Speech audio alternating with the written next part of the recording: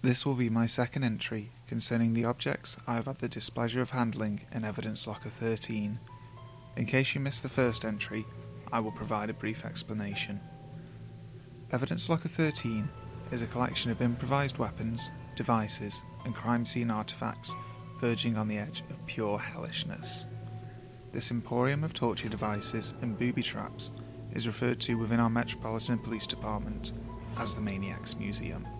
Since photographs are prohibited in the Maniacs Museum, I will do my best to convey the terrors of these objects through words. Object number 223, the Quiet Box.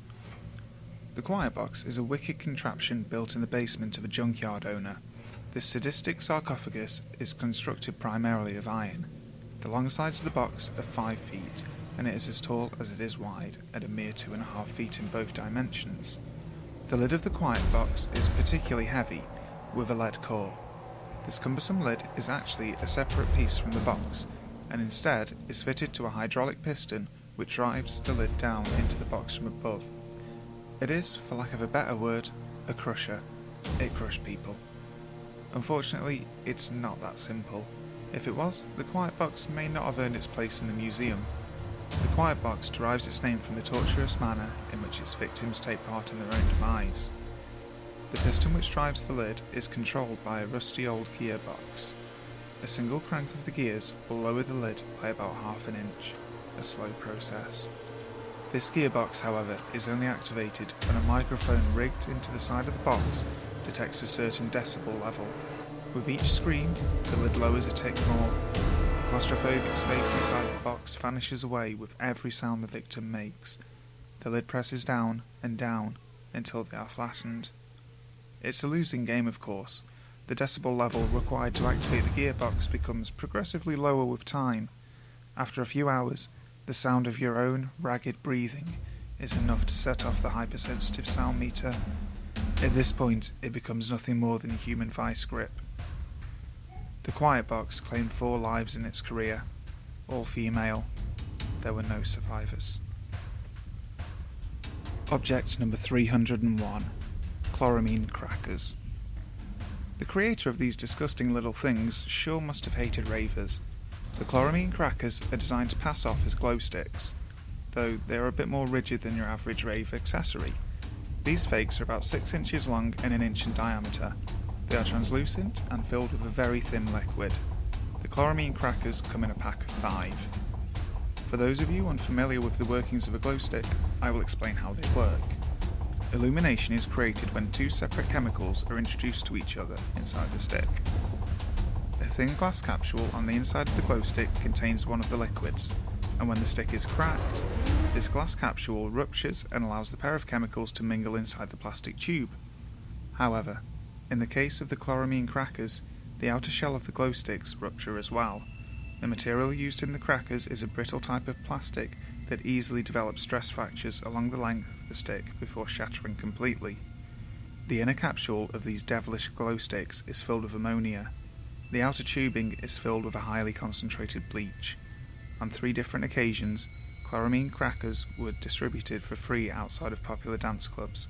In the midst of the crowded dance floor, some unsuspecting kid would crack one of these free glow sticks and douse his friends in a cloud of chloramine vapours. In those tightly packed clubs, with poor ventilation and several intoxicated individuals, fumes from the chloramine crackers could really do some damage.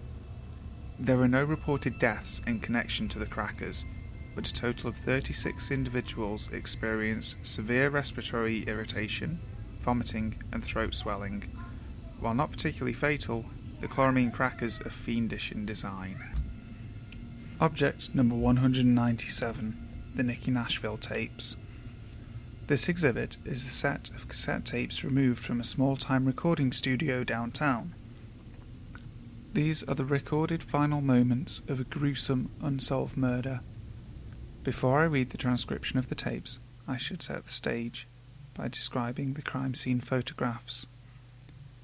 These pictures show a small recording booth, 3 walls covered in matte black paint, and the 4th wall had a large window behind which the sound engineers sat at their mixing desks and recording equipment.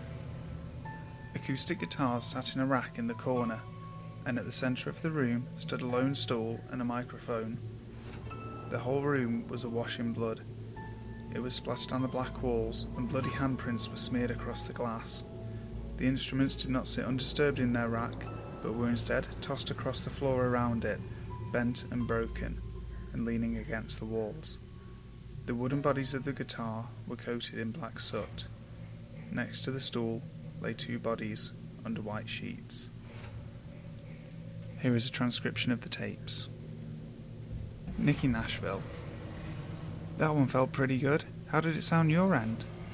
Sound engineer. You fell a bit flat on the end there. You think you could run through that last verse one more time? Could I get a glass of water? I'm starting to dry up. Sure, no problem. Russ, would you mind? There is some shuffling, a door opens and closes, then 10 seconds of silence. How are you feeling? Well, this is so surreal. I can't believe I'm actually in a studio. Well, believe it. Nervous? Very. And it's fucking burning up in here. What's the thermostat set at? There's more shuffling, then a door opens and closes again. Thanks, Russ. Could you take it into the booth tour? A chair creaks. The thermostat's set at 65. You want me to turn it down lower? A door opens and closes. Russell Stewart. God damn. It really is hot as hell in here. It's really 65? I can turn it down. Fuck, I feel like I'm melting. I'm... A loud thud. Shit, Nicky? What the fuck? The recording here is overtaken by a very loud sound, like heavy wind. Get me the fuck out of here. There is some pounding on the glass and the sound engineer yanking on the door handle. It won't open. The roaring sound grows louder. A second sound, a high-pitched screeching, joins in. Holy shit. What the fuck is that?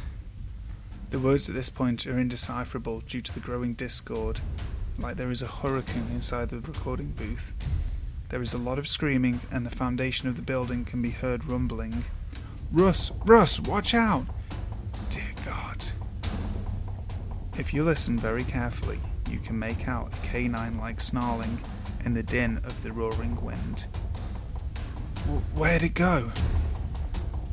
The magnetic tape on this portion of the tape is worn away, resulting in a solid 30 seconds of white noise.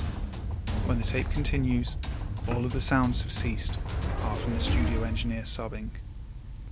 The attached coroner's report concluded that the two victims, Nicky Nashville Emerson and Russell Stewart, died due to a combination of extreme heat exposure and external blunt trauma.